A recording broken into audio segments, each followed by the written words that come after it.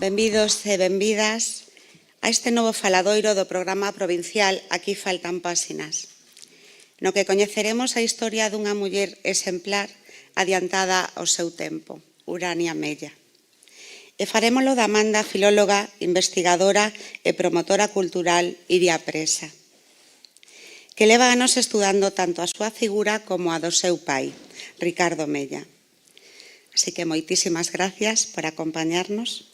Estou convencida de que hoxe será unha conversa que nos axudará a arroxar moita luz sobre a figura de Urania.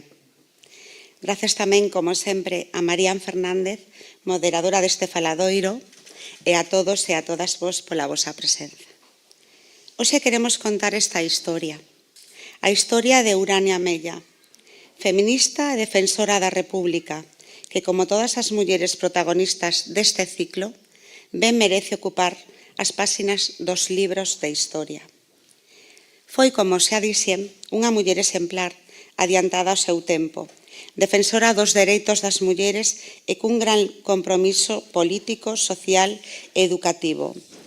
Ensinou, por exemplo, as súas veciñas analfabetas a escribir, como fixo tamén o seu pai, Ricardo Mella.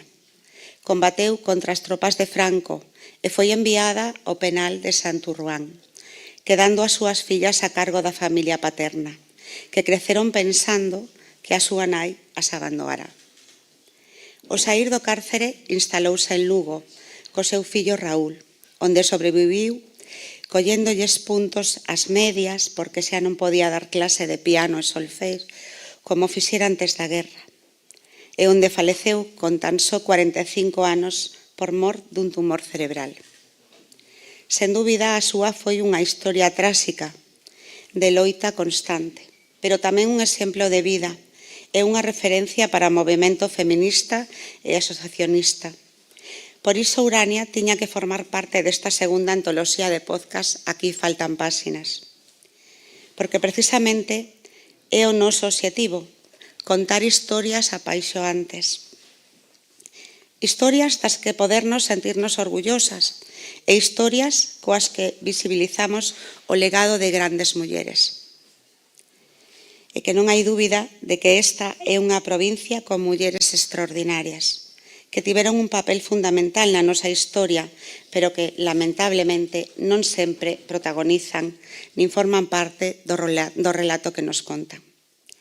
Mulleres que moitas veces, como é o caso de Urania Mella, foron maltratadas e incluso encarceadas. Mulleres anónimas que contribúen enormemente ao desenvolvemento e á historia dos nosos povos e que non buscan, pero si merecen, recoñecemento.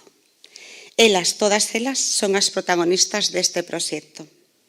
Así que hoxe continuamos escribindo as páxinas que lle faltan aos libros, coas traxectorias destas mulleres e coa vista posta nas nosas nenas e mozas, porque precisamos construir referentes, precisamos que medren sabendo que houbo moitas mulleres no pasado remoto, próximo e tamén no presente, que brillaron e brillan en diferentes ámbitos da sociedade. Por iso, nesta segunda colección, descubrimos mulleres valentes e arriscadas, curiosas e inconformistas, ligadas á provincia de Pontevedra. Mulleres como Carmen Baviano, as leiteiras de Pontevedra, Inmaculada Paz Andrade, Avelina Valladares, Placeres Castellanos, as madriñas de Redondela, María Pardo Trapote, Dona Urraca, Mercedes Ruibal, María Araújo ou Mari Quintero. Deixo-vos xa con Iria Presa, porque ninguén mellor que ela para falarnos da figura de Urania Mella e da súa historia. Moitísimas gracias.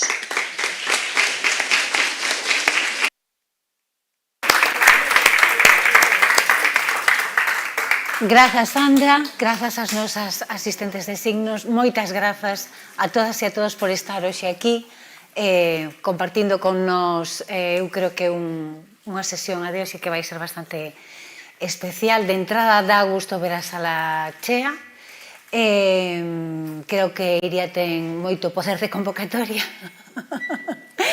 que é algo que, ademais do seu traballo de investigación, tamén lle agradecemos neste proxecto. Este é o capítulo número 11 desta segunda colección Aquí faltan páxinas que, como sabedes, e como xa explicou Sandra, dedicamos a contar historias de mulleres extraordinarias que non sempre saen nos libros, non? Urania non sae moito, sae algo, e ainda hai outras que creo que nos vai revelar hoxe Iria, outras compañeras de Urania que están aí esperando a ser desenterradas. Ela xa asomou unha man, un brazo, hai outras que aínda nin iso. E para iso está este proxecto. Grazas, Iria, unha vez máis por aceptar o noso convite, por atendernos desde o primeiro momento. Eu lembro que a primeira vez que contactei con Iria, ela estaba en México. Sí, vale. E efectivamente iso iba a explicar. Está aquí, pois, por causa deste faladoiro, en breve retornará, e ademais, bueno, pois o motivo que a ten ali, ou un deles, é precisamente a investigación arredor dos Mella, non?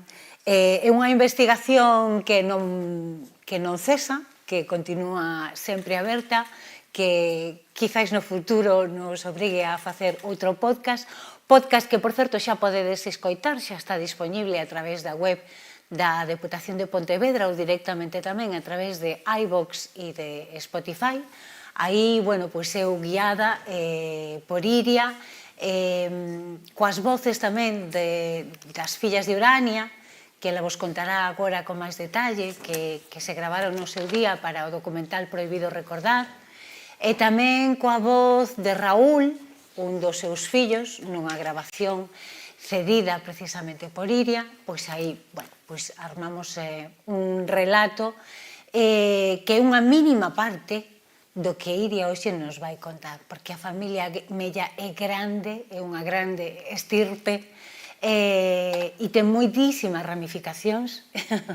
Igual nos fan falta moitos faladoiros para abarcar todo iso, pero, bueno, eu sei que Iria ten todo na súa cabeza e que nos vai a deixar como mínimo interesadas, que é tamén o importante. Bueno, simplemente terminar dicindo que a historia de Urania é unha historia que está moi recente, que trae feridas, recordos e outras cosas que hai moito por sanar aínda, e desde aquí queremos transmitirlle á familia de Urania Mella que facemos isto co máximo respeto, co máximo cariño e admiración, e co único obxectivo de visibilizar, de recoñecer e de engrandecer a figura de Urania Mella e, sobre todo, os seus logros, porque niso sí que me insistiu moito Iria, en focalizarnos nos logros de Urania e en toda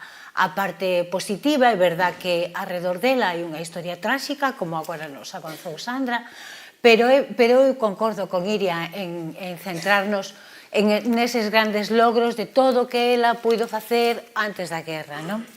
E nada, e quero xa darlle paso a Iria, non perder máis tempo, presentala, iso sí, como se merece. Agora mesmo estaba ela lembrándome que dentro da súa bio tamén está o feito de ser pois alumna de Gonzalo Navaza. Iso é todo o que hai que dicir. Xa está, empezamos. Veña. Pois ela se dá por presentada, non teño máis que engadir. Grazas. Veña, saúde, grazas.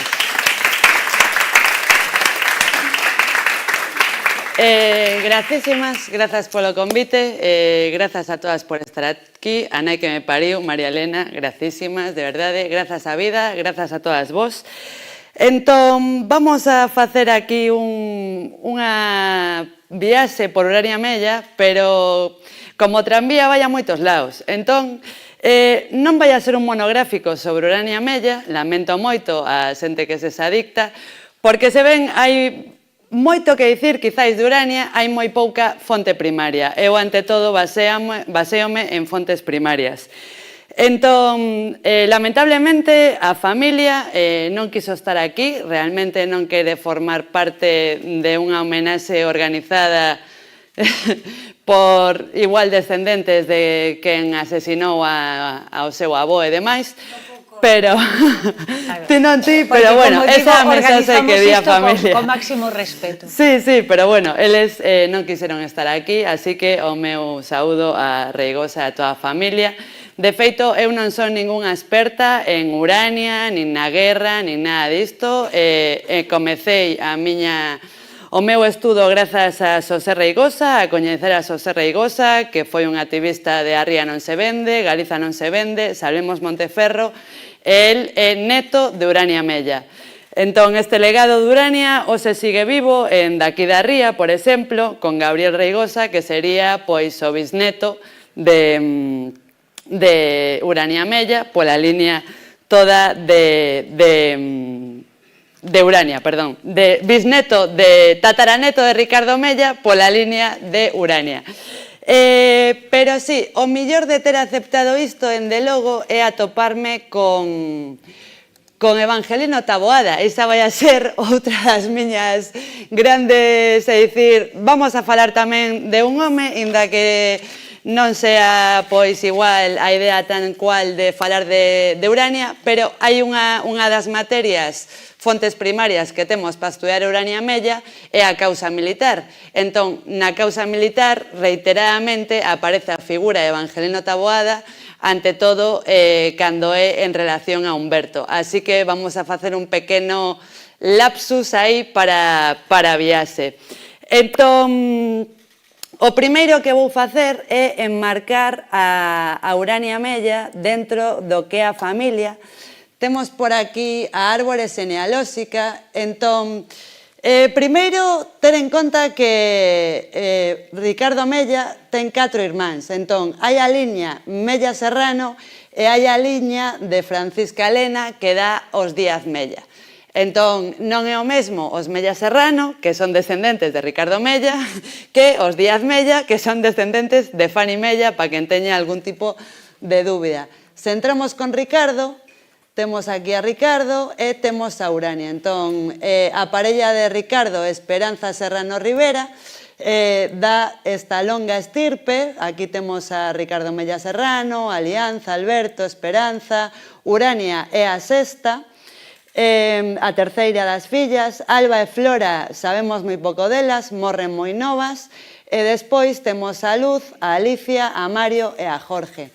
Interesante recuperar un pouquiño a Luz e a Alicia. A idea desta conversa ou relatorio para min, por unha banda, é que anímense a investigar. Hai moitas formas de investigar a día de hoxe, se algo lles interesa e busquen. Urania non é a única das irmás que foi represaliada, agora sabemos que todas foron represaliadas. É un caso moi duro o de Alianza, que la foi mestra durante anos en artes e oficios gratuitamente, deu clase 8 anos de gratis, e cando chega a Guerra Civil, pois a sacan de aí pois a patadas.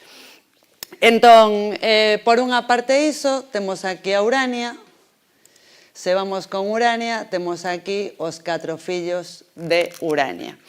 Entón, a idea é que vexamos un pouquiño de onde ven Urania, ver a mocidade, ver unhas partes da causa militar, pero a causa militar é moi desagradable. Entón, eu non quero quedarme con esa parte, vou vos ensinar onde está para que vayades a descargala, se queredes lela, se queredes ese tipo de literatura.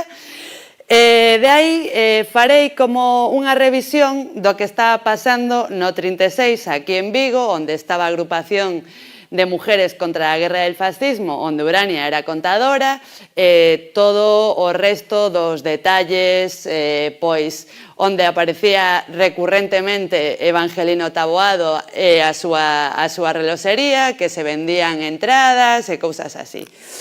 Entón, sírvanse de preguntar se tedes algunha dúbida, me interrumpides, se algo non é como coherente, levanten a man e tal, pero pensen que eu non son ningunha experta neste chollo. Entón, ao falar de Urania temos que ter claro que viña dunha familia progresista, é dicir, que Ricardo Mella Cea era un tipo inteligente, ilustrado, que en realidade foi botado de Vigo a patadas nos 80 de 1800 porque molestaba, levaba puña a banda municipal do hospicio montándolle a quileria a todos os demócratas e a outros non tan demócratas e, bueno, mándano o desterro. É aí onde coñece a Esperanza Serrano en Madrid.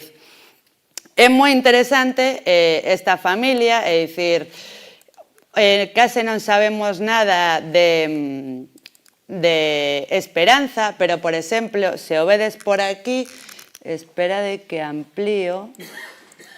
Pero a nai, aquí onde vedes Colegio de Señoritas, Sistema Froebel, dirigido por la profesora superior e institutriz señorita doña Esperanza Serrano, lecciones de francés, inglés e todo lo demais. Entón, esta era a nai de Urania.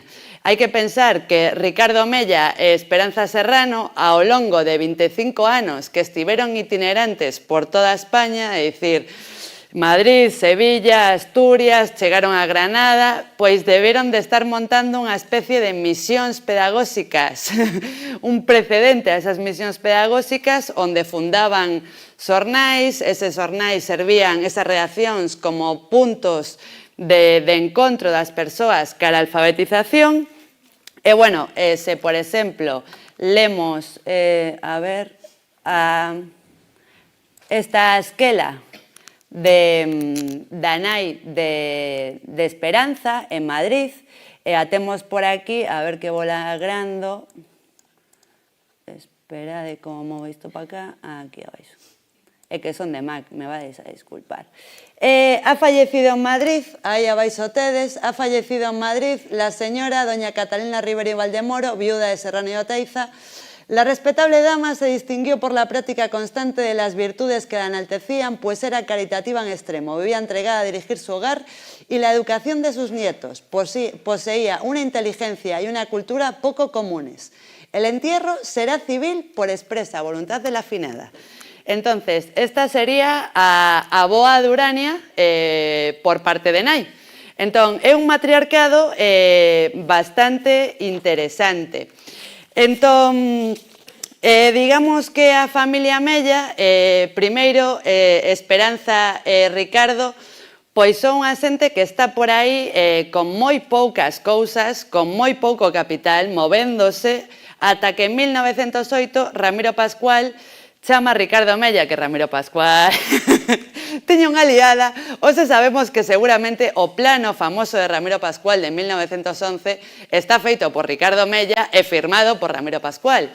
Hai documentos que o proban e tal, pero bueno, iso sería outra cousa. Pero Ramiro Pascual chama, que por certo Ramiro Pascual foi o padriño de nacemento da nai de Maruja Mayo. Isto sei, non é un poucos máis, pero é certo, poden buscar a ata de bautismo a ver se atopan. Entón, esta familia, pois, tiña moi pouco, ata que volve a Vigo, querían facer, a xente aquí en Vigo levaba anos querendo poñer o tranvía, non tiñan capital, pero as empresas contratadas dicían, bueno, mire, eu non sei como facerlle isto, ata que chega Ricardo Mella e como xefe do departamento técnico logra levar eses tranvías a Vigo.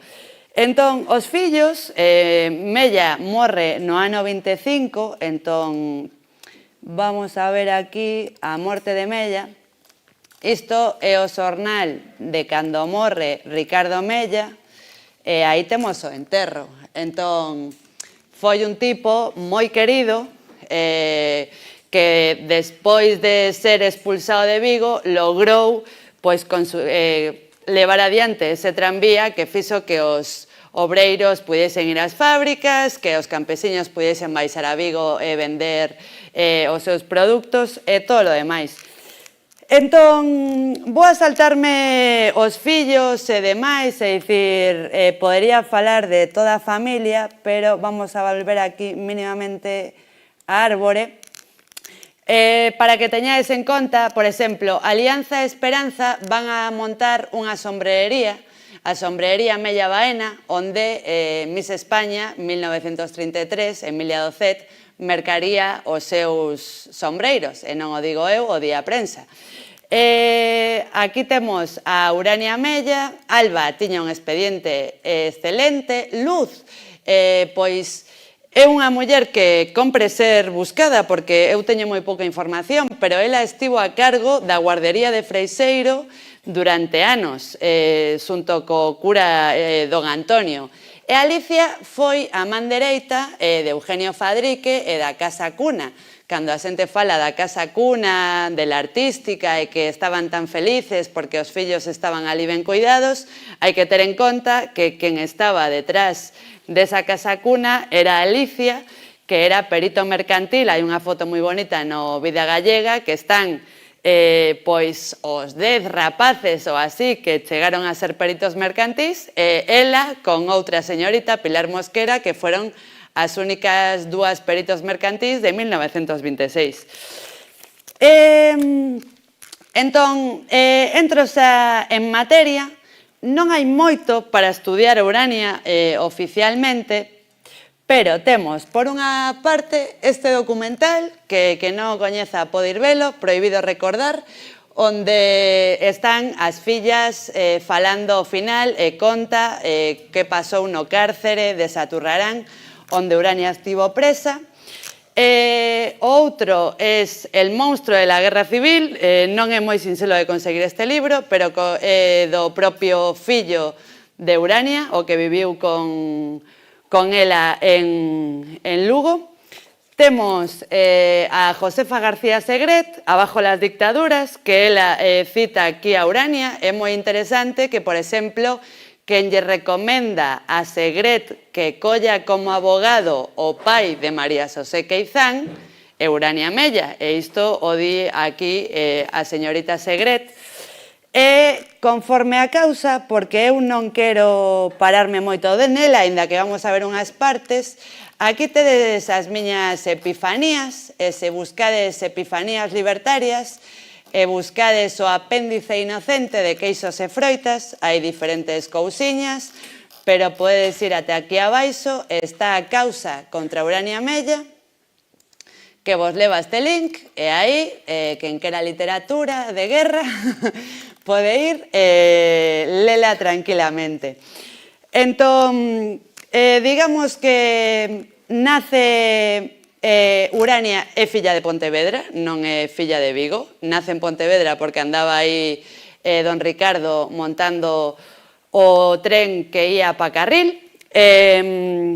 Entón, do que temos da mocidade de Urania non é moito, pero temos algunhas cousas bonitas. Entón, por exemplo, bueno, esta ata de nacemento, e aí, pois, é do Rexistro Civil de Pontevedra, está un pouco complicada de ler, pero xa vos digo eu que nace en Pontevedra. Isto vou pechalo, isto tamén. Unha das cousas que sabemos é que Urania estuda en Artes e Oficios. Entón, este é o expediente de Urania en Artes e Oficios, é das poucas cousas que podemos ter dela. Sabemos que estudiou solfexo, bueno, tiña bastantes boas notas, piano, todo demais. Entón, a teríamos tamén con sobresaliente en pintura. Hai unhas pinturas moi bonitas de Urania que non pudemos ter aquí, pero que sí que estiveron expostas pois, en Artes e Oficios en outras. Entón, temos que estivo en clases dende 1909 ata 1922. Isto é casi das poucas noticias que podemos ter propiamente de Urania. Pescamos tamén esta pequena noticia onde di aquí alumnos aprovechados.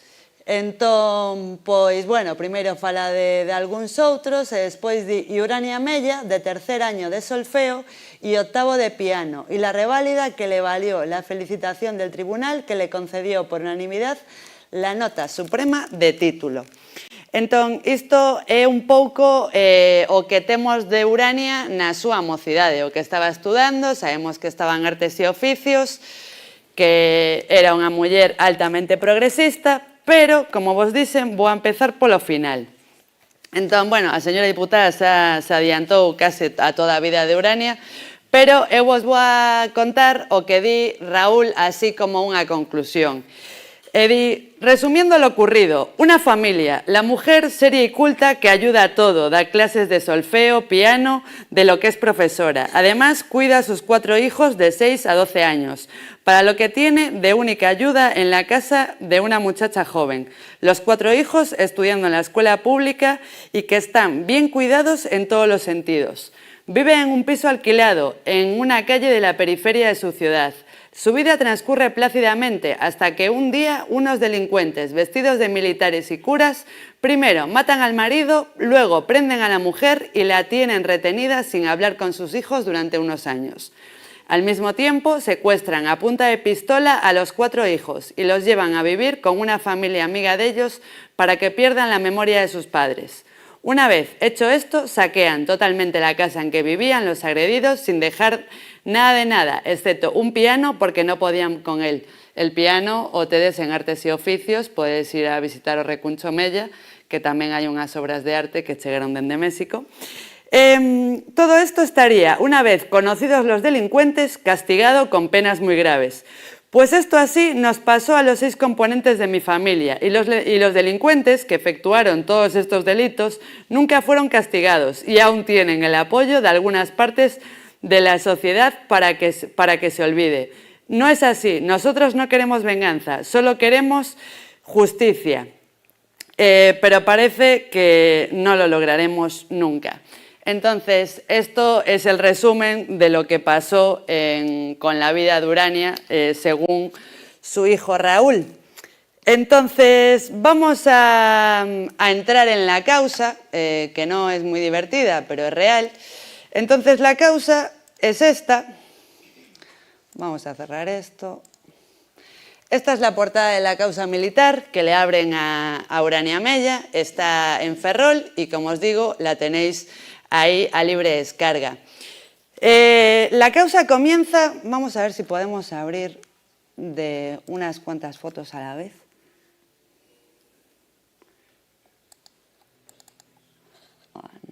Bueno, aquí tenéis Evangelino Taboada, pero no era lo que quería hacer.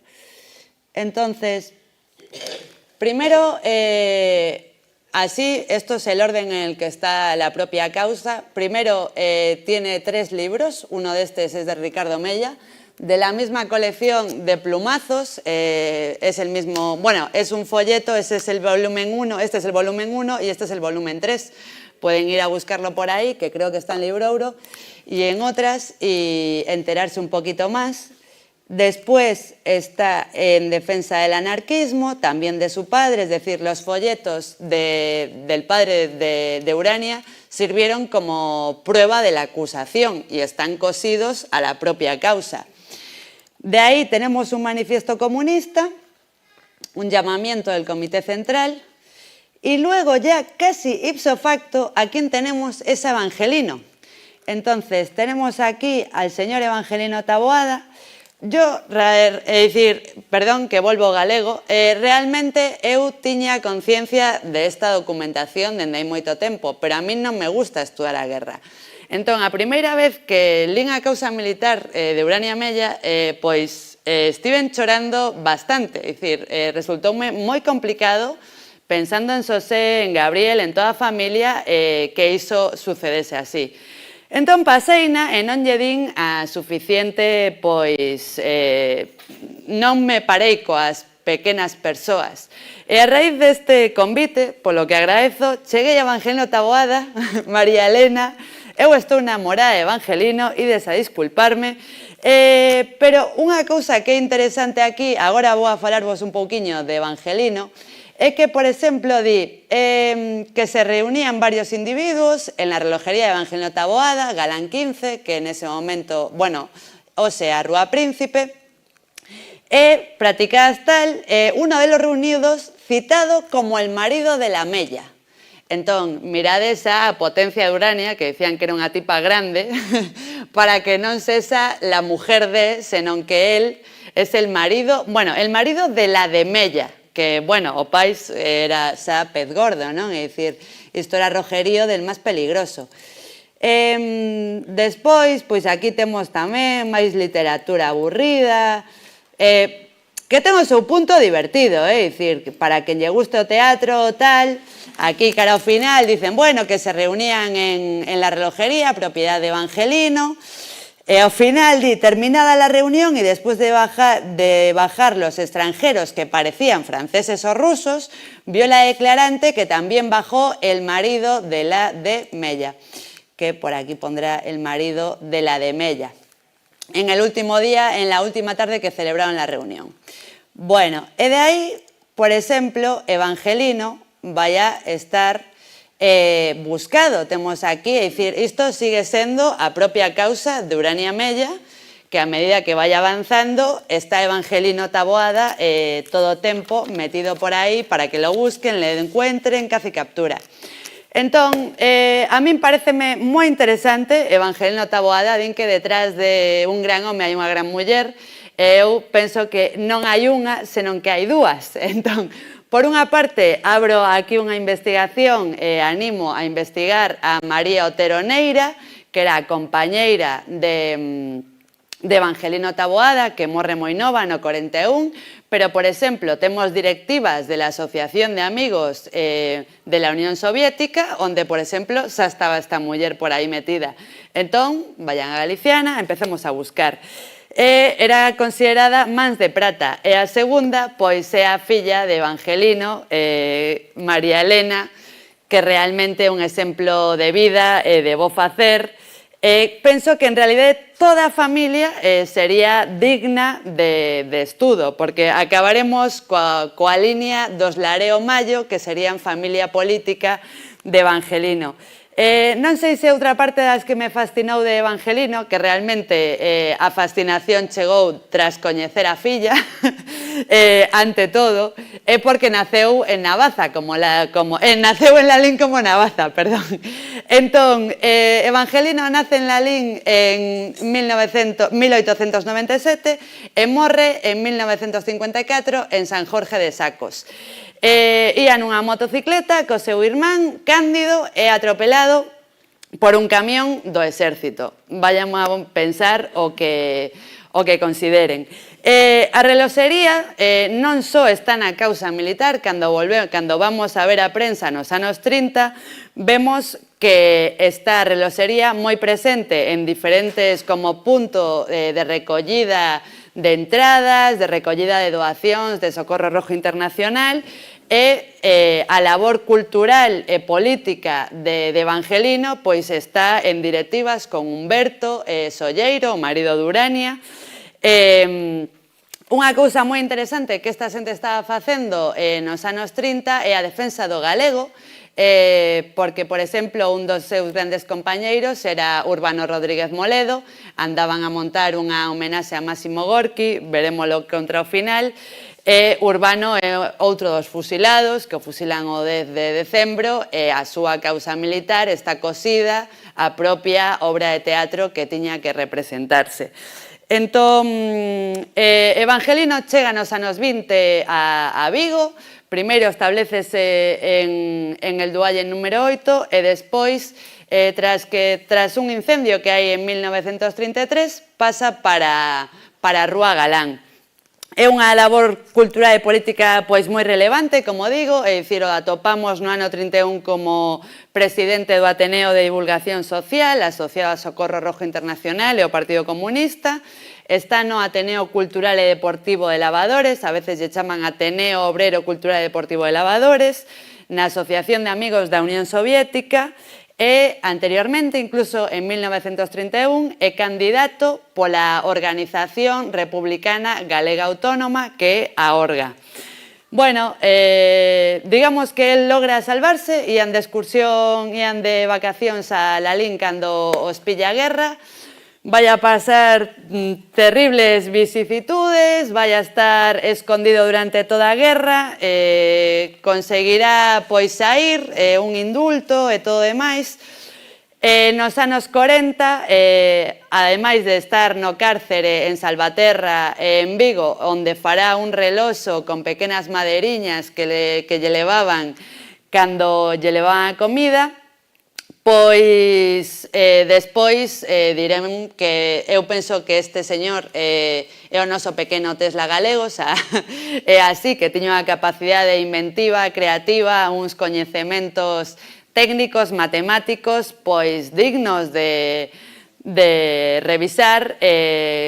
Vai a facer o reloxo do Santa Irene, que é un reloxo de 4 esferas, mecánico. Entón, ainda non me metín a estudar os reloxos, pero é moi interesante que para facer un reloxo desa categoría pois hai que ter a cabeza bastante ben amueblada, e de feito chega a facer o reloxo sidéreo que hai no Observatorio de Santiago. Pero como Urania é o tema central, deixo aí Evangelino, volvo a Urania, pero I love Evangelino totalmente.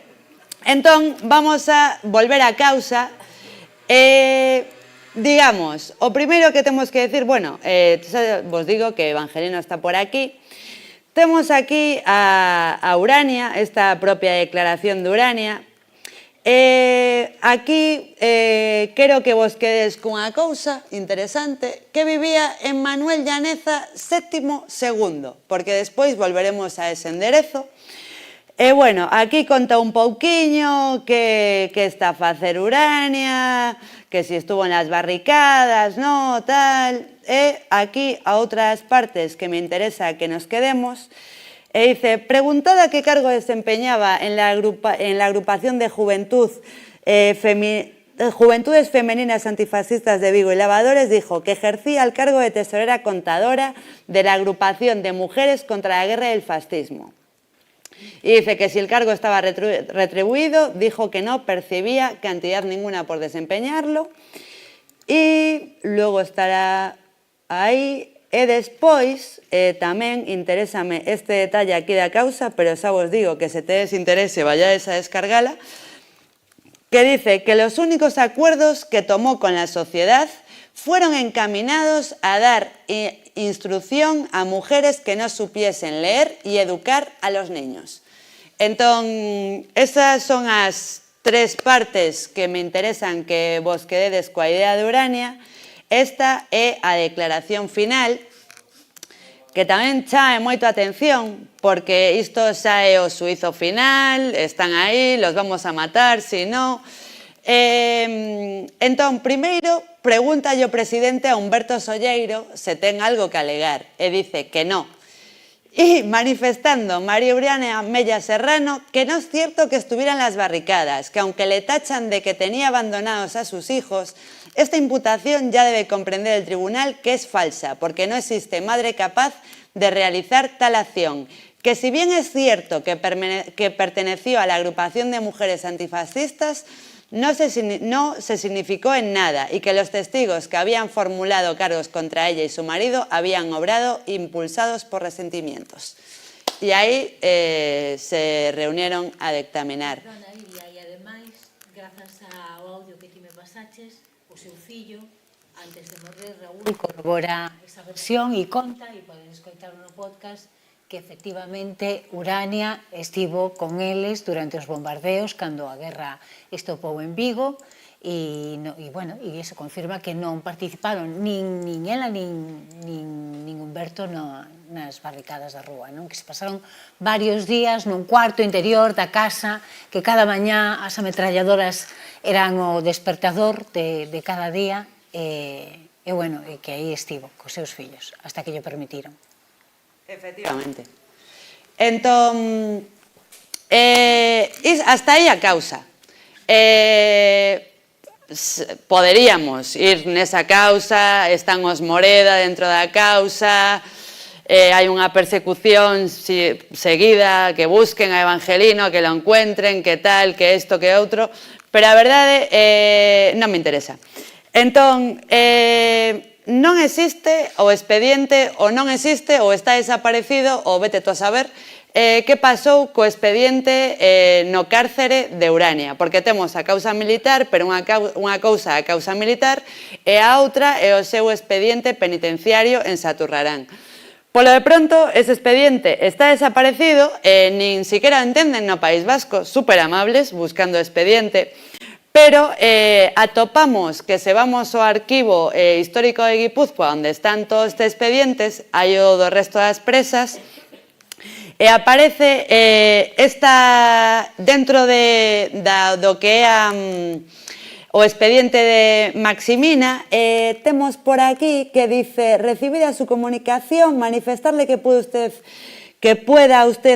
queda usted autorizado para que puedan continuar desempeñando trabajos auxiliares las profesoras tituladas que en la misma se indican.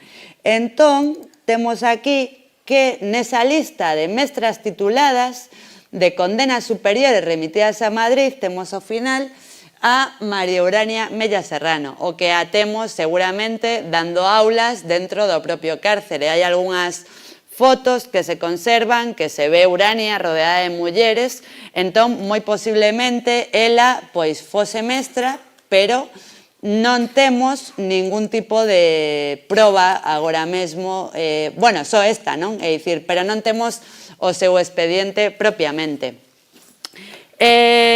Unha cousa que é interesante dentro da causa, que non estou metendo aquí, é o feito de que unhas cousas de que acusan a Urania é de darlle unha maleta, como a de José Villaverde Velo, pero esa chegou á Real Academia, unha maleta que tería os carnés, folletos, listas da Asociación de Mujeres contra a Guerra e el Fascismo, ou a Agrupación de Mulleres contra a Guerra e o Fascismo. Entón, aparte diso, temos que todas as irmás estiveron detidas. Por que digo isto? Porque non temos documentación, é dicir, por aí está Tete, Choliño, a familia, gracias, temos por aí a Díaz Mella, Fani, a irmá pequena de Ricardo Mella estaba casada con un cónsul.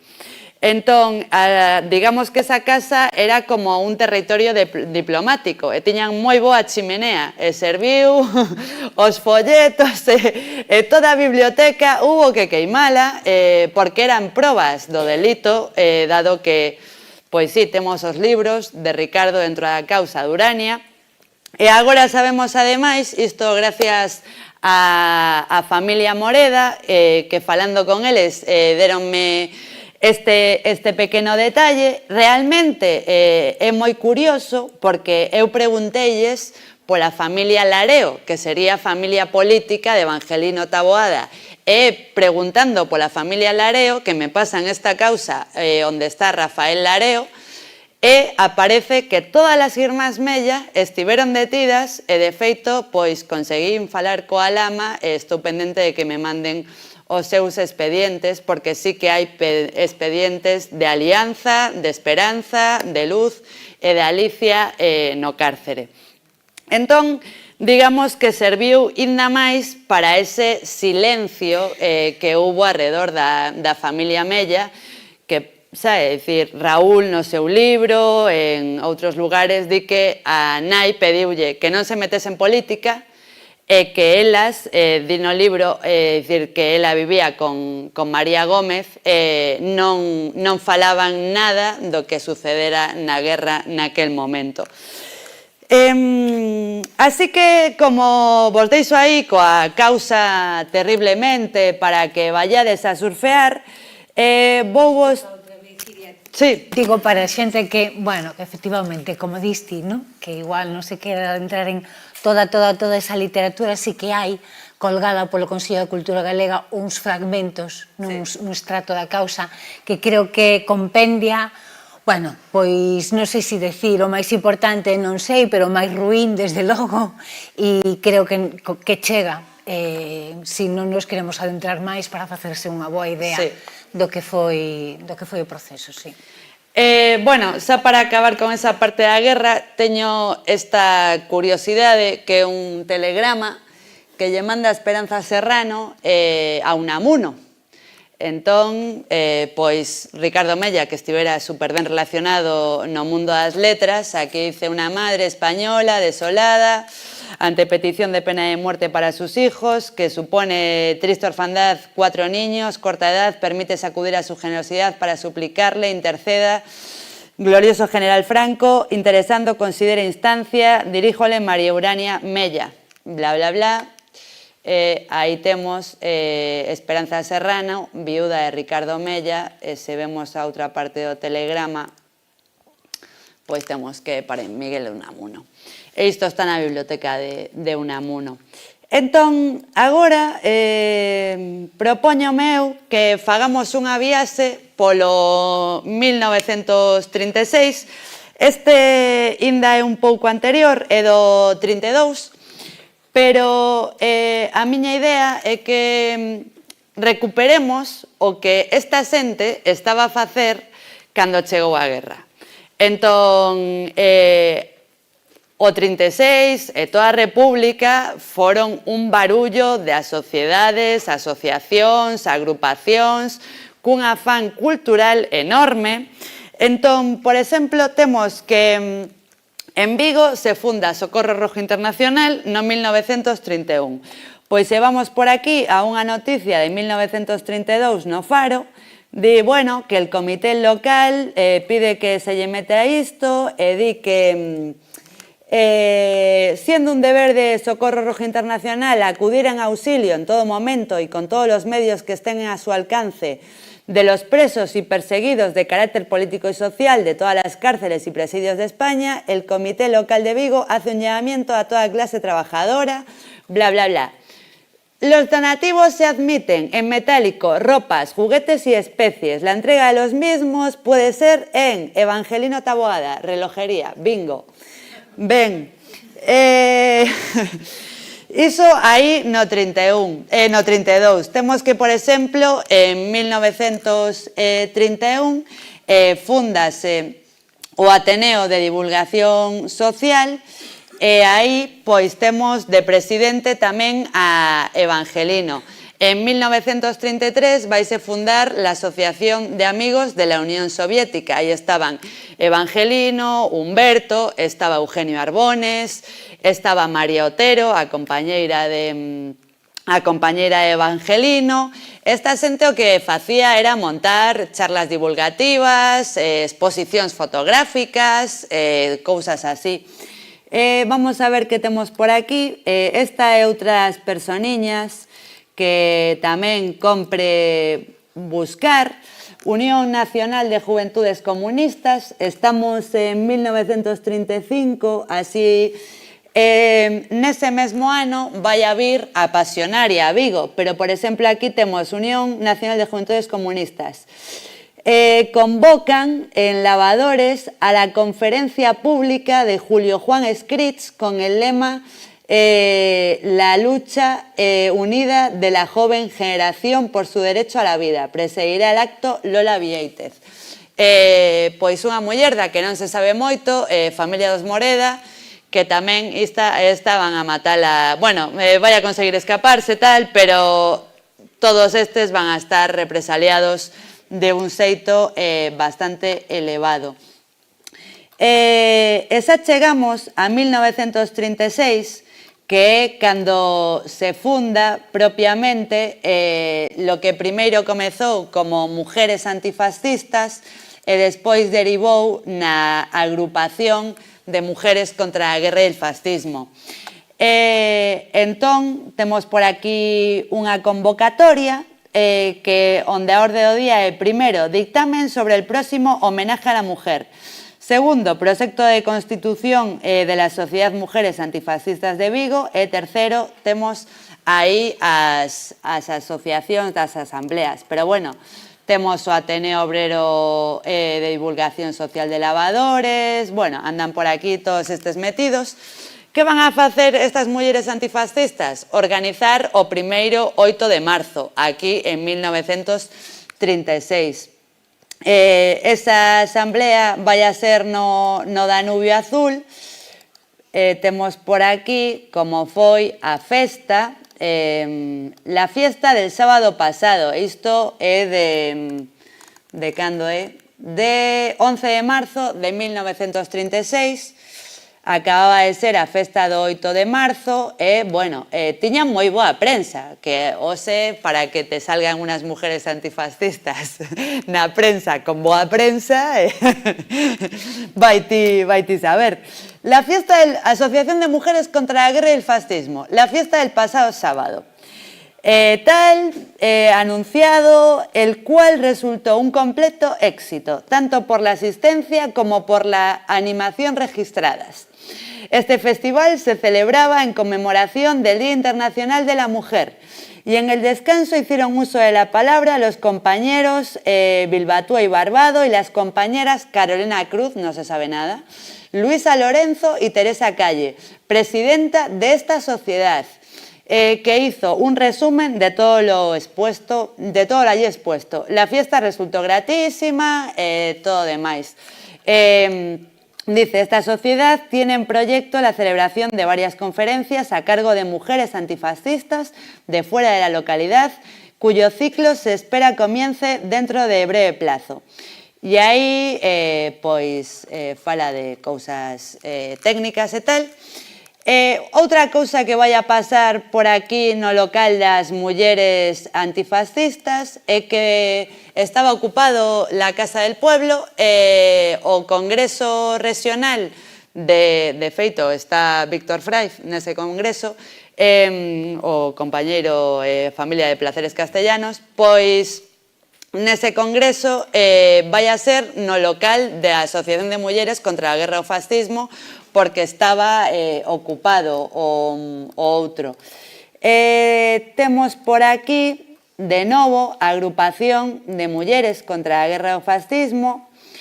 Entón, é unha nova convocatoria que chama a todas as mujeres antifascistas de Corujo a la asamblea meeting que tendrá lugar en el local del Sindicato de Agricultores de Coruso, para constituir la delegación de esta agrupación y tratar de las elecciones próximas. Aquí ven algo que é bastante divertido, que dice, con objeto de costear una lápida que perpetúe el nombre de la luchadora antifascista Aida Lafuente, la Asociación de Mujeres contra la Guerra y el Fascismo acordó abrir una suscripción pública entre todos los antifascistas de Vigo.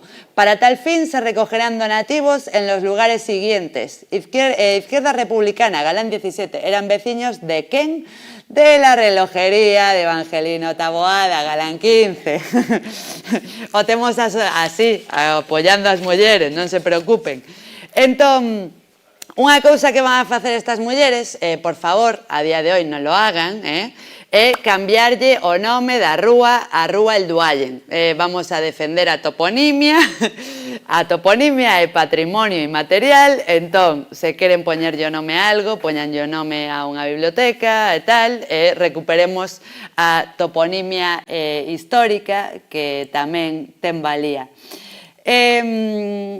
Aquí vamos agora a entrar en Aida Lafuente, para que non saiba quen é Aida Lafuente. Aida Lafuente nace en León en 1915, morre en Asturias en 1934, foi considerada a Rosa Roja de Asturias, porque morre moi nova, estivo pois presente na organización das bases, serviu como conexión e tal, e aí queda morta. Entón, non teño nin idea de que teño aquí, pero vamos a topalo agora mesmo. Sí. Agrupación de Mujeres contra a Guerra e el Fascismo. Entón, antes vos dicen que da causa, vos quedasedes con o enderezo de Manuel Llaneza II. Pois temos Agrupación de Mujeres contra a Guerra e el Fascismo. Esta agrupación avisa a las asociadas que se inscribieron el mes de marzo y que no se les pasó el carnet para su cobranza, pasen por Manuel Llaneza 7 segundo Calvario, que era isto, a casa de Urania Mella. Entón, Urania Mella vai a negar en todo momento ser de Socorro Rojo Internacional. Durante toda a causa van a estar acusando de recibir diñeiro de Socorro Rojo Internacional e todo demais, pero ela vai dicir, no, eu son tesoreira contadora de la Agrupación de Mujeres contra a Guerra e el Fascismo, esa non teño nada que ver con Socorro Rojo. De feito, lendo a causa e tal, é como que votan que o marido é máis marxista, é máis comunista, e que Urania vai máis cara ao marxismo. Pero bueno, iso é así un detalliño. Vamos a ver o que fixeron con isto de la calle de Aida Lafuente, pero esperade porque me falta foto, aquí está. Isto a min resultoume fascinante atopalo porque logran cambiarlle o nome. A ver, esta é a foto que publica o xornal No Momento. Dice: el sábado se efectuó la ceremonia de cambiar el nombre de la calle El Duallen por el de Aida Lafuente. La ceremonia ha congregado una gran multitud que ha expresado su júbilo y celebró diversos actos, entre ellos una verbena popular que terminó a altas horas de la madrugada. Hai diferentes reseñas, unha con... Perdón, este cambio de rúa foi... Bueno, pois por iniciativa das mulleres. da Agrupación de Mujeres contra a Guerra e el Fascismo, a asociación onde está Urania, sí. Que decir, non só que tiveran boa prensa, sino que tiñan boa man, porque isto, sí. obviamente, hai que consensualo con un rexedor municipal ou... Sí, ou a quen tardaron lle un tocase, pouco. non? Elas querían xa cambiarlle a rúa para o 1º de maio e contaban con abrir o 1º de maio e estamos agora no 2 de xuño. Entón, tardaron así mínimamente, pero lograron, porque elas tiñan o local na rúa El Duallen. Entón, xa despois... Temos aquí esta do Ateneo, calle Aida Lafuente, e di... Como se había anunciado anoche, a las 7:30 se efectuó el acto de colocar la lápida que da nombre de Aida Lafuente. Se me foi a... Non. A ver se te pasa placa esta, ti, Mateillo, que... Desde el comienzo... No, pero bueno, Mateo es un experto en esto. Es decir, desde el comienzo de la citada calle del Duallen, en la Puerta del Sol, hasta su terminación en el Paseo de Franco, habían colocadas o Paseo de Franco, era Paseo de Franco polo irmán. Es decir, era Paseo de Franco por Ramón Franco, e penso que era o Paseo de Alfonso, ¿no? Ben, habían sido colocadas muchas bombillas, mira, se adelantaron al alcalde, vamos, la mujer, para la verbena que se celebró después del anterior acto. A las 7:30 se efectuó el acto de descubrir la lápida. La banda municipal ejecutó el himno del riego, que era, bueno, realmente o himno do riego ven do 68, non ten nada que ver despois coa República, pero é anterior. Y la internacional, que fue coreada por los millares de personas que se habían congregado en aquel lugar. Por este motivo quedó paralizada durante un buen rato la circulación. Y bueno, después de ser descubierta la lápida, varios afiliados distintos pronunciaron sendos discursos alusivos al acto que se celebraba evocando la figura de Aida Lafuente, muerta en Asturias durante la Revolución del 34. Todos muy aplaudidos. Ben, pois aí imos acabando, pero volvemos aquí xa penso que as mulleres xa cambiaron, é dicir, aquí xa poden dicir, oye, mira, Agrupación de Mujeres contra la Guerra y el Fascismo. Hoy tendrá lugar en el local social Aida Lafuente, en Oso, Aida Lafuente 28, la anunciada conferencia sobre la vida de la mujer en la Unión Soviética, a cargo del compañero Conde. Este acto empezará a las 7:30 de la tarde. Y dice, existe gran entusiasmo entre las afiliadas y simpatizantes de esta agrupación ante el anuncio del baile que en honor de los que fueron orientadores tendrá lugar el próximo sábado día 11. E que dende a Asociación de Amigos da Unión Soviética mandaron representacións a Rusia. Entón, foron mulleres e homes, é dicir, foi representante das conserveiras e tamén foi un rapaz de tranvías, que penso que foi Manuel de Río, que era amigo de Evangelino, que se lo cargan rapidito. E despois dice que dará comienzo a tal hora e dada la demanda de las invitaciones se ruega a las personas que deseen asistir se provean de ellas cuanto antes en el local social Aida Lafuente o en Manuel Llaneza 7 II en el Calvario. Volvemos a ter a Casa de Urania como un foco pois para a venta para o encontro das mulleres antifascistas. Xa de aí vamos a casi despedirnos, se saides con Silvia Penas, que temos a fortuna hoxe de ter a Silvia Penas, pero quero que nos quedemos coa idea del homenaje a Máximo Gorki. Eu non era moito de Máximo Gorki, a verdade, pero bueno, esta xente lle quiso facer el homenaje a Máximo Gorki. Isto era no que estaban traballando cando chega a guerra, é dicir, este homenaxe está anunciado por todos lados e a ser no Teatro García Barbón, non ia ser no Danubio, e nada así, estaba metida moita xente. Entón, aunque por falta de algunos detalles todavía no se ha cerrado el programa de la magna velada que en homenaje a la memoria de Máximo Gorki se celebrará en la noche del sábado, día 18, Teatro García Barbón, podemos anticipar lo más saliente de la misma. Diversos oradores, entre ellos el doctor Eugenio Arbones, tamén que aparecían directivas con Evangelino, con Humberto, hablarán de la recia personalidad del autor y la segunda parte correrá a cargo del cuadro Máximo Gorki. El cuadro Máximo Gorki estaba enmarcado dentro do Ateneo Cultural e Deportivo de Lavadores. Estaba dirixido por Urbano Rodríguez Moledo, que tamén tiña moita man Moledo, apelidándose Moledo, en Sárdoma. Curiosamente, pois facía moitas obras de declamacións e demais ali en Sárdoma. E di de la entidad tal que dice que estrenará la tragedia rural en prosa gallega y original de Urbano Rodríguez Moledo, A Volta Perdida. También estrenará O Tolo de Lastre, con versa de Álvaro de las Casas. Como vemos, son textos en galego. E cerrará el acto el coro mixto Curros Enríquez, que ejecutará las escogidas obras. E, bueno, aí te din a la comisión organizadora e quero simplemente pechar con outro bingo. Aquí temos el homenaje a Máximo Gorki. Efectivamente, para la velada del homenaje a quen temos tal, dice, el público puede adquirirlas en la relojería de Cándido Taboada, en el Calvario y en el local de Izquierda Republicana en Vigo. Penso que aquí, que vai a ser 18 de suyo, estabades para ir para Lalín, a familia entón, como Evangelino non estaba baixo, di, podedes coller as entradas na de Cándido, arriba.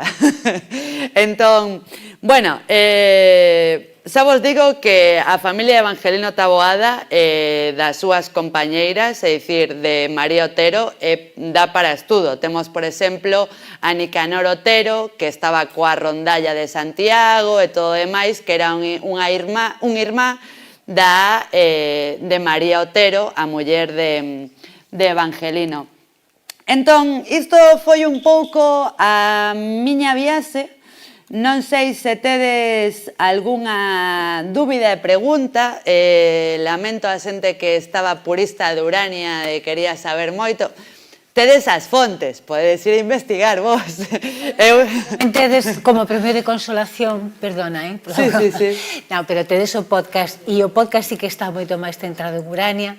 Realmente hai menos ramificación. Hai algunhas porque é sempre necesario falar de Urania, pois contextualizar moitas cousas, e de feito é un traballo longo, é un podcast pois bastante extenso, había bastante que contar e creo que quedou contado. Por fortuna iría continuar investigando e, bueno, e eso, e no futuro pois xa veremos todas esas novas ramificacións que se cadra se poden engadir. Pero, bueno, para centrarse en Urania, o podcast eu creo que sí que é recomendable. Escuchen el podcast. Entón, algunha dúbida de Urania? Alguén quere preguntar algo? Sí, que queres preguntar? Sí. A ver se podo contestar, esa vai ser outra. Ti pregunta. Veña. Bueno, son varias. Eu son das persoas que viña fundamentalmente a escoitar cousas sobre Urania. Sí. Pero me diches moitas pistas, Mira, o primeiro que te quería preguntar era das novas dos periódicos Sí. que son de Faro de Vigo, son novas de Faro de Vigo, estas que nos estás a contar. Hai unha mistura entre el pueblo gallego e Faro de Vigo. El pueblo gallego e Faro de Vigo, Sí, non? unha está en galiciana, outra está esquiro Faro. Ben, perfecto. Mira, sempre cando buscamos información sobre Urania aparece aparece como integrante de Socorro Rojo e de feito na causa vamos, judicial sí que militar sí que acusan directamente de integrante. Foi realmente, dicir, ti pensas que realmente ela era pertencía ao Socorro Rojo ou ben en un determinado momento ante a situación que ves que te van matar, é dicir, que o tes moi claro, non? Que te van tal, é unha situación de intentar exculparse, é dicir, porque deixalles como unha dúbida, como... Sí, sabes? eu entendo. Ela nega. Entón, eu non son de facer suposicións. Ben. É dicir, é un dos 4 acuerdos toltecas. Sí. Entón, eu busco a fonte primaria. Ben. É dicir, o día que o Partido Comunista levante todo o Socorro Rojo e aparezan arquivos e aparece Urania Mella, bendiciones. Aí te direi, sí, sei no. Pero eu ata que teña esa proba, así como... Sí que agora estou atopando, eu non sabía que todas as irmás Mella foran detidas, agora sei, non? Entón, a medida que van aparecendo, eu te podo decir que sí ou que non. Ela nega reiteradamente. Ben. Entón, eu non podo dicir que sí, pero se aparece documentación, pois quen sabe. Vale. Tampouco lle serve para moito, quero dicir. Non, tampouco, non, pero é unha exacto, cuestión ela de saber. condenada a morte igualmente, Sí. logo a pena non se Sí, non porque a executa condenaron a 30 anos e isto logo. é unha das contradicións, non, no proceso de Urania, e é que por un lado ela é a culpable de corromper ao seu marido, Sí, non? sí. É algo inusual, porque Sí, as mulleres totalmente. serán sempre cómplices de, non? Sí. E señoras de, cómplices de, irmáns de, etc. Sí. Entón, ela é a protagonista e ela é a causa do mal, pero ao mesmo tempo, os dous son condenados e a Humberto sí que se cumple a condena e ela non. Mandana finalmente, que non sei que é peor, non? O que pasou en Saturrarán, como vos convidou Iria, ver o documental Prohibido Recordar, bueno, eu non sei se decir que é recomendable ou non, hai que levar un pouco de estómago para velo, hai que buscar un momento, pero sí, para acabar de coñecer a historia de Urania, esta vez, sí. A historia de Urania é realmente desgarradora. Desgarradora. Sí que Mira, teño outras dúas preguntas que son así moito máis concretas. Vale. Onde están as pinturas de que me estás a falar de que nos falaches de Urania? Coa familia Reigosa. Coa familia Reigosa. Non Sí. son propiedade particular, é dicir, non están expostas. Son propiedade da descendencia de Conchita. Bueno, isto non De o dixen, Conchita, sí. antes pusemos a Árbore, A filla pequena, dicir, é que eu penso, como teño a miña cabeza en 1000, pero tivo 4 fillos, evidentemente, os 2 fillos eran maiores e non aceptaron o que dicía a familia de dereitas e as pequenas, pois, rexeitaron a nai. Entón, ese rexeitamento a nai foi moi doloroso porque Urania sae no 43 e no 45 morre e elas nunca lle van a poder dicir mamá, lo siento, si que te quería abrazarte. E iso, pois, vai a ser, mira como me poño, non podo, é moi desagradable. E isto é co que vai a vivir esa liña e agora mesmo, pois, están coa familia de daqui da ría, que son os heredeiros desas pinturas. Non queda familia directa, é dicir, tivemos nas Epifanías, tamén tedes un pequeno vídeo de cando estivemos con José Luis Mateo e Raúl. Eu tiven a sorte de que nunha ocasión, nun dos primeiros eventos de Ricardo Mella, Raúl comentou en Facebook: por fin alguén se acuerda de mi abuelo en Vigo. Inmediatamente, 2 días estábamos ali en Coruña con Xosé Manuel Pereiro, de feito de aí está o audio que sae no podcast, fomos a ver a Raúl e despois trouxémolo. Entón, esas pinturas están coa familia de Urania, estiveron expostas, estiveron na exposición de artes e oficios, é dicir, esta gente, con la gente de bien colabora. Xa. Non é por Marián, pero bueno, é dicir, son 2 cousas diferentes. E a última, Dime. A última é como se chama actualmente a rúa Manuel Llaneda? Llaneza, Manuel é a Rúa Llaneza. León. A Rúa León do Calvario. Sí, era Rúa León. Máis nada, grazas. Vale. Gracias a ti por las preguntas.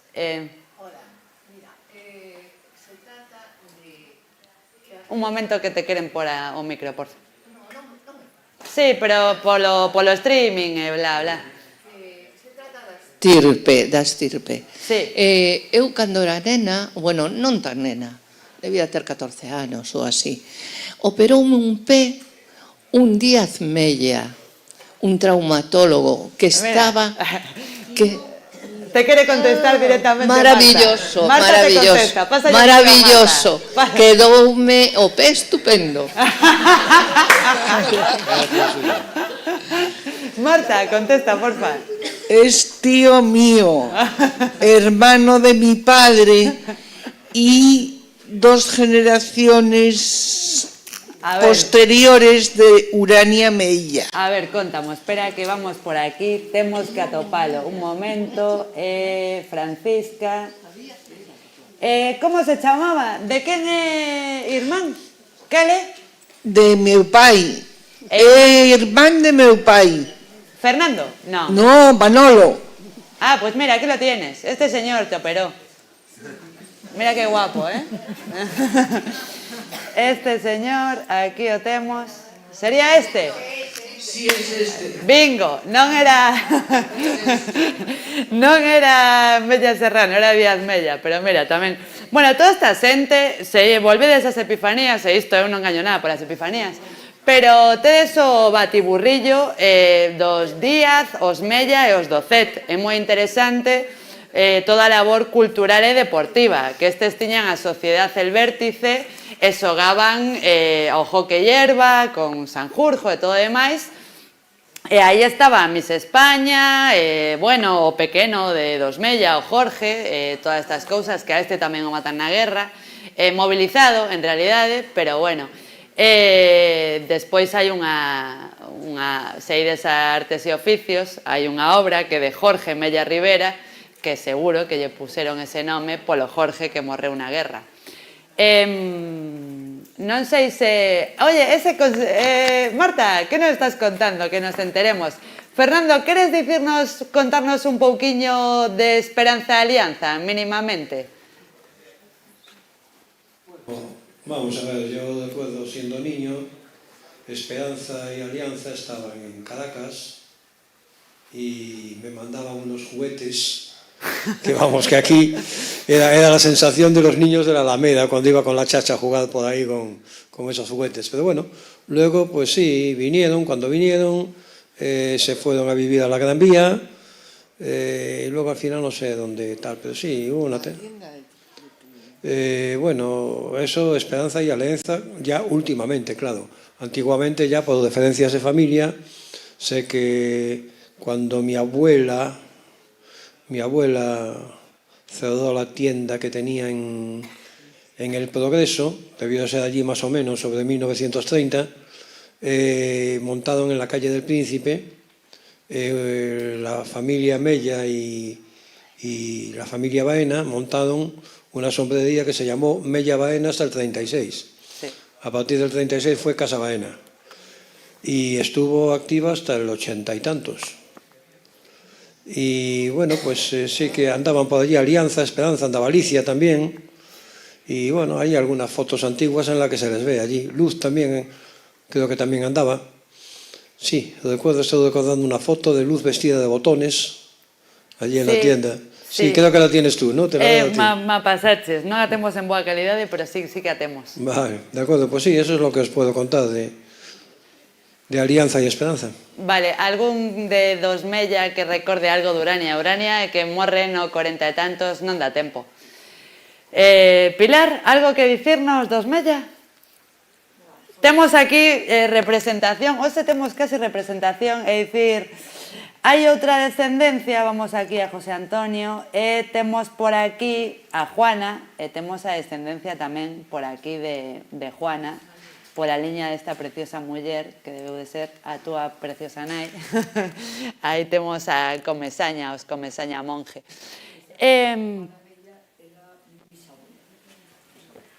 Claro, pero esta... No, esta Pilar, Sí, está Pilar, eu penso, sí. É dicir, temos aquí a Juana. Esta sería a... Abuela. Efectivamente, a irmá Sí. de Ricardo Mella. Nada, lo único que recuerdo yo realmente, por ejemplo, ahora me hizo recordar que el que habló ahora últimamente, Fernando Baena. de las que vivieron después Esperanza y Alianza, me parece que era, que vivían en la Gran Vía. Y yo era pequeña y mi abuela, iba con mi abuela a verla, porque sí que es verdad que no se hablaba en casa. Yo tuve un abuelo que me decían siempre que era terriblemente trabajador, terriblemente no sé qué, pero sí que le prohibía a mi abuela visitar a los Mella. Mi abuela siempre los quiso mucho y siempre, porque además Juana se murió joven y quedó al cuidado de Fanny, la hermana, y quedó de tutora. Y entonces, pues, ella tenía mucho cariño a ellas y siempre las visitaba. Y se marchaba, e incluso estuvieron separados, el matrimonio de mis abuelos. Y mi abuela era un encanto de mujer, la verdad, solo tengo que decir cosas.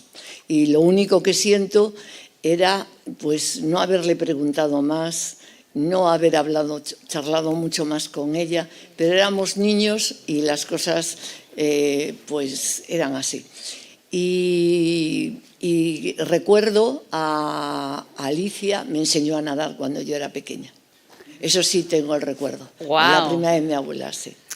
Y no recuerdo mucho más, la verdad. Muy bien. Siempre se habló tal, mi abuela siempre nos hablaba muy bien de todas y recuerdo eso de visitarlas, nada más.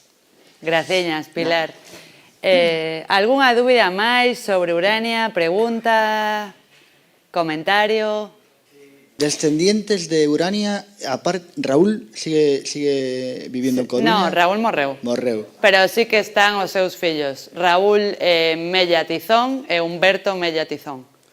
Viven na Coruña. Sí, un está correo del Club Náutico e outro non me acordo. Pero Vale, está en pero Coruña. viven na Coruña. Sí, tamén hai descendencia por parte de Alberto en Coruña, é dicir, o rapaz do fillo Allás, el emblemático fillo Allás, é de un Mella, de Alberto Mella Rey. E Raúl finou fai pouco, non? Hai nada. Bueno, no 21, penso, por aí. Grazas. Algunha dúbida, pregunta máis? Alguén quere dicir algo de Evangelino? Seguro? Non? Vale, pois eu vou a pechar antes de que entre Silvia, simplemente, con este epílogo, porque ás veces nos olvidamos de sorrir e tamén de sogar e todo isto. Unhas cousas que atopamos, este Giordano Lareo, papirozó, entón Evangelino e Cándido casan con María e Matilde ou Machí. A súa vez, hai unha irmá, que é Aurelia, que casa con Giordano Lareo. Que este Giordano Lareo era fillo de José Lareo, que era un coleguita de Ricardo Mella. É dicir, José Lareo e la Marca chegan ao tempo de Santiago, la Marca para montar a famosa tapicería, e José Lareo para sudarlle, ia a ser carpintería e banistería. Pois pareceume moi sorprendente chegar a este libro de Papirozó, que considérase un dos primeiros libros de papiroflexia de Argentina, e curiosamente temos aquí que os dibuxos son de autor, a portada é do famoso Federico Rivas, aquí o pon con V, e o prólogo de Blanco Amor. E aí, bueno, podedes intentar atopar o libro, está na biblioteca persoal de Blanco Amor, e aprender un pouquiño de papiroflexia. Resúltame un pouco curioso, e con isto sí que xa vou a ler só un par de liñas deste papiro, porque a verdade é que está interesante, sobre todo porque sí que nos esquecemos de xogar. Entón, penso que tamén é un deber non só sorreír, investigar e tal, senón xogar. Que di, un libro que es un juguete de niños y distracción de sabios, Papirozó. porque Giordano estivo no cárcere e conseguiu fusir, entón esta xente despois traumatizada e dixo, bueno, a ver como tal. E simplemente un par de liñas que dice, viendo el efecto que produce en donde llega este libro de Giordano Lareo, uno no sabe si recomendar que se prohíba en su circulación o que se adopte como texto en las escuelas. Es según se contemple la misión del hombre en sociedad. Desde luego, si no somos más que burros de carga y nuestra única misión es trabajar y sufrir, Papirofó, este divertidísimo jardín zoológico de figuritas de papel debe ser condenado al fuego, a pesar de las bellas ilustraciones de Federico Rivas que ensalzan su encanto sugestivo. Y ahí sigue y dice, indudablemente, si hemos nacido nada más que para cumplir el mandato bíblico de ganarnos el pan con el sudor de nuestra frente, esta obra de clara exposición y de atrayente lectura debe ser desterrada de la República de las Letras. Pero si, como dice también la Biblia, no solo de pan vive el hombre, si la espuela del progreso está en el despertar de la imaginación, si el ocio de la tarea material que permite el vuelo de la fantasía es necesario para que el espíritu vuele y abra nuevas rutas a la civilización, entonces Papirofó resulta el libro más completo de nuestra época para la educación del niño y aún para recreo del sabio. E con isto chega Silvia Penas, a poesía. Graciñas a todas por estar aquí.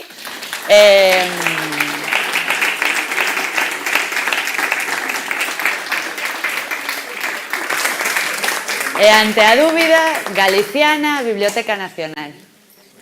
Raparon as 6 e meteronas nun carro cun cartel que dicía por rojas e por putas. A memoria, por veces, conserva demasiada pel morta entre as mans e non sabe desabrochar ese exceso de intemperie sen pudor, como a quen busca a cubillo nunha manta que non alcanzase a resgardar do frío e con ela espise o aire. O pasado é inoportuno e ruidoso, sempre deixa un rastro. Mira o chan. Desta vez non hai pegadas. Apenas son as notas que algún deus tratou de transformar en melodía, pero remó entre os dentes un idioma atávico sen signo ningún. Apenas vocablos difusos daquelas que pasearon o seu corpo polo inferno. Nese idioma é incomprensible a perda. Nese idioma é difícil enunciar a desesperación. Eu viña airosa e libia, tratando de descifrar recordos, como se nunca existise nada máis co vento. Eu viña co colo enzoufado con restos de sabugueiro e traía toda a sede delas na cunca para ofrecela no altar. Non había flores. Todo o que tiña que ver co corazón pasaba lonxe. Aquel era o lugar da humillación, unha fosa anónima donde mesturar silencio culpa os verdugos, tiraban pedras, abríanse o medio as feridas co tosco gume do poder. O sangue que abrollaba era azulísimo ou branco e borboriñaba silencio contra o horizonte. A memoria, por veces, é unha pel de cebola atravesada de lágrimas. Unha extensión glacial de epiderme, silencio e pánico. Tamén así nace o poema, moito despois da cinza, sen sombra da calor. Todo o que tiña que ver co corazón pasaba lonxe, incluso o río. Non houbo beixos nin portas abertas, 3 disparos de pericardio, endocardio e miocardio, mediano, case grande, o corazón sangrante dunha vaca auscultaba a retina da noite. Non houbo beixos nin portas abertas, pero o mar era un berce que anainaba e anainaba o reflexo frontal da lúa, así a escuridade, e esa córnea en carne viva. Mediano, case grande, o corazón da res, non cabe nun país tan pequeniño. Ela é filla de carniceira e trae unha profundidade atrás e antes das illas. Eu ollaba a moverse máis lixeira e intacta que a pericia, afastada de si mesma e distinguida como as luvas sobre o peito, como o brillo no espello do candelabro.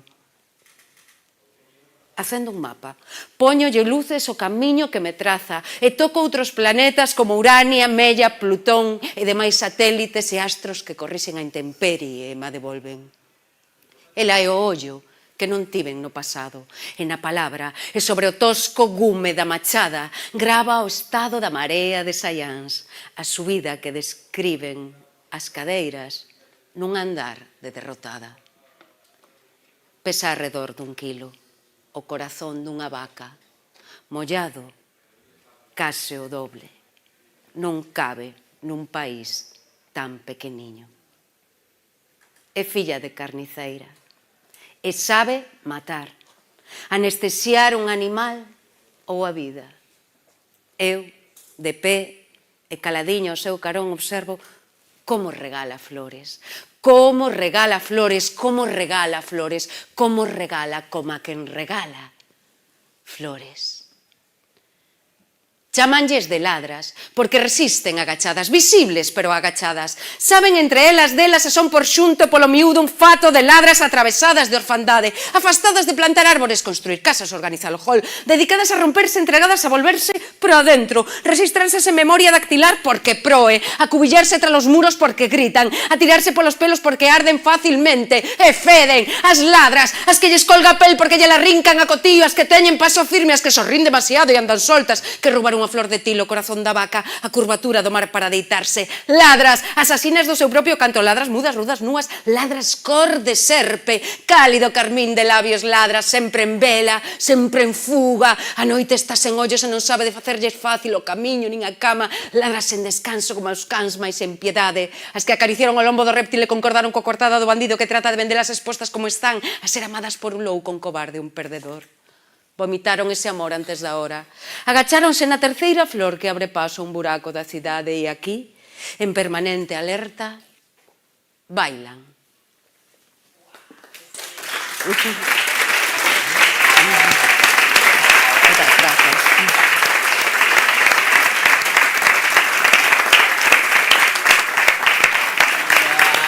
Gracias, Silvia.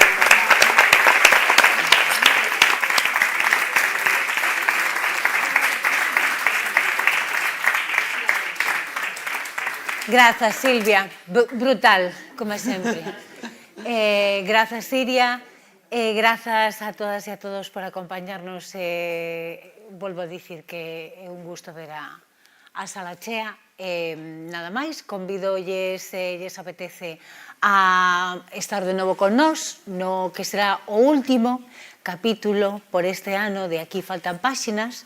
O próximo mes, o día 12, faremos un faladoiro arredor de outra figura potente que é a guerrilleira María Araújo. Ese será en Vila García, porque é ali onde ela naceu, en Carril. Máis detalles sobre a hora e sobre o lugar nas redes sociais e tamén na newsletter da Deputación de Pontevedra. Se non as siguen, se non nos reciben, é un bon momento para facelo. Moitísimas grazas.